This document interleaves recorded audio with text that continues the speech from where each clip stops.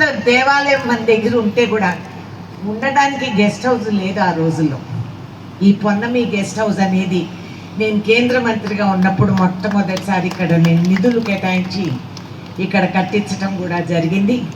అదేవిధంగా చుట్టుపక్కల ఉన్న డెవలప్మెంట్ ప్రాజెక్ట్స్, దేవాలయానికి ఆ రోజుల్లో విగ్రహాలు కొత్తవి ఏర్పాటు చేసి దాన్ని కొంచెం డెకరేషను, దాన్ని లెవెల్ అప్లిఫ్ట్ చేయటం కూడా ఆ రోజుల్లో జరిగింది. కాబట్టి ఇదేదో కొత్తగా ఓటు కోసమో ఇంకే ఏదన్నా కారణం కోసమో నేను రాలేదు.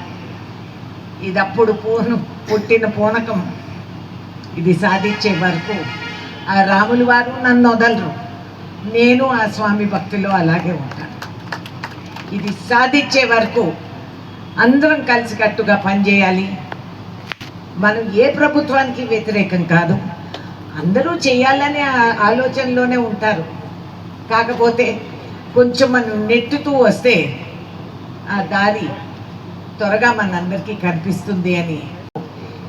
ఇవాళ ఈ మాడేటి ఎండలో మీరందరూ వచ్చి ఇంత క్రమశిక్షణతో ఇక్కడ కూర్చొని సమాజ సేవకు భావించి మీరు నిస్వార్థంగా ఇవాళ ఇక్కడ ఉండి ఈ కార్యక్రమాన్ని చేపట్టినందుకు మరీ అభినందిస్తూ ఏలూరు శ్రీనివాసరావు గారు, ఐఎమ్ వెరీ ప్రౌడ్ మీరు ఇది చేయగలిగారు. నేను ఒకప్పుడు ట్రేడ్ యూనియన్ లీడర్గా చేసిన దాన్ని, కాబట్టి నాకు తెలుసు ఎన్ని ఇబ్బందులకు మీరు గురై ఉంటారు.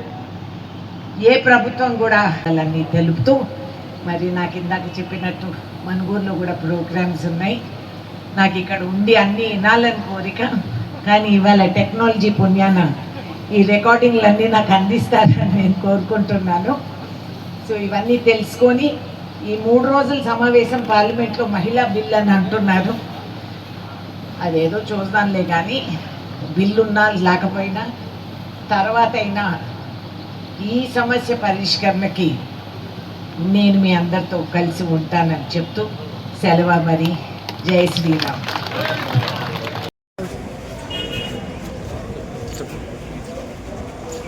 5 మండలాలు విభజనలో అటుపోయిన వాళ్ళు నానా ఇబ్బందులకి గురయ్యి ఇన్ని సంవత్సరాలుగా వాళ్ళకి ఎక్కడ కూడా వెలుతురు కనపడుతుంది. అదేవిధంగా స్వామివారి విలువైన భూములు సుమారు 1000 ఎకరాలు అటు దాటడంతో స్వామివారికే లోటుగా ఉందని ఒక భావనతో మొన్న పార్లమెంటు సమావేశాల్లో పార్లమెంట్లో దీని గురించి నేను చర్చించడం జరిగింది.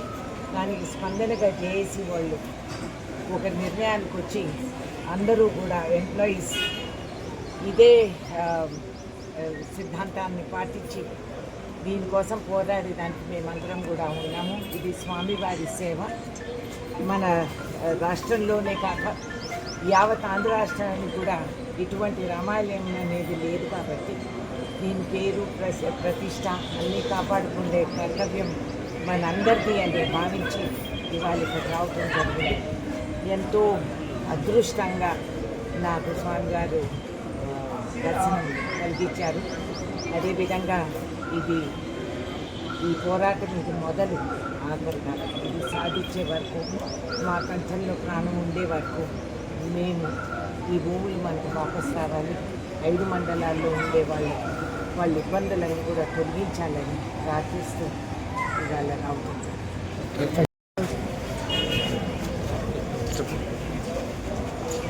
5 మండలాలు విభజనలో అటుపోయిన వాళ్ళు నానా ఇబ్బందులకి గురయ్యి ఇన్ని సంవత్సరాలుగా వాళ్ళకి ఎక్కడ కూడా వెలుతురు కనపడుతుంది. అదేవిధంగా స్వామివారి విలువైన భూములు సుమారు 1000 ఎకరాలు అటు దాటడంతో స్వామివారికే లోటుగా ఉందని ఒక భావనతో మొన్న పార్లమెంటు సమావేశాల్లో పార్లమెంట్లో దీని గురించి నేను చర్చించడం జరిగింది. దానికి స్పందనగా జేఏసీ వాళ్ళు ఒక నిర్ణయానికి వచ్చి అందరూ కూడా ఎంప్లాయీస్ ఇదే సిద్ధాంతాన్ని పాటించి దీనికోసం పోరాడడానికి మేమందరం కూడా ఉన్నాము. ఇది స్వామివారి సేవ. మన రాష్ట్రంలోనే కాక యావత్ ఆంధ్ర రాష్ట్రానికి కూడా ఇటువంటి రామాలయం అనేది లేదు. కాబట్టి దీని పేరు ప్రతిష్ట అన్నీ కాపాడుకునే కర్తవ్యం మనందరిది అని భావించి ఇవాళ ఇక్కడ రావటం జరిగింది. ఎంతో అదృష్టంగా నాకు స్వామివారు దర్శనం కలిగించారు. అదేవిధంగా ఈ పోరాటం ఇది మొదలు ఆఖరి కాలం. ఇది సాధించే వరకు, మా కంఠంలో ప్రాణం ఉండే వరకు మేము ఈ భూములు మనకు వాపసు రావాలి. 5 మండలాల్లో ఉండే వాళ్ళ ఇబ్బందులను కూడా తొలగించాలని ప్రార్థిస్తూ ఇవాళ రావడం.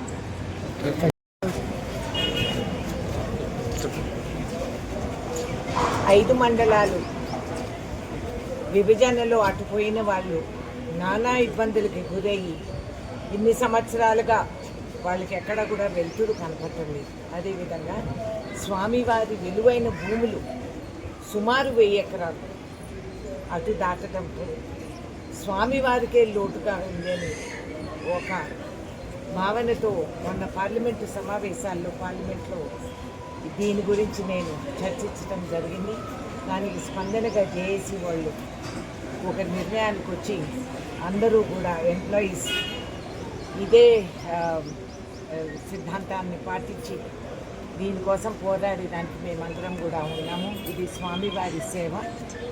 మన రాష్ట్రంలోనే కాక యావత్ ఆంధ్ర రాష్ట్రానికి కూడా ఇటువంటి రామాలయం అనేది లేదు కాబట్టి దీని పేరు ప్రతిష్ట అన్నీ కాపాడుకునే కర్తవ్యం మనందరిది అని భావించి ఇవాళ ఇక్కడ రావటం జరిగింది.